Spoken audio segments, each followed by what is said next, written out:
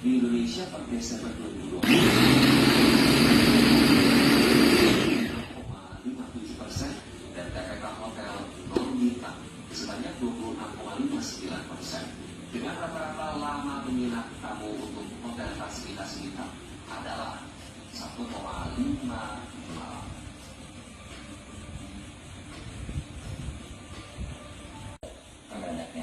Nah, kalau soalnya tadi untuk hotel, kalau hotel bintang 5 itu kira-kira sekitar antara 10-15% masa pasarnya para bintang.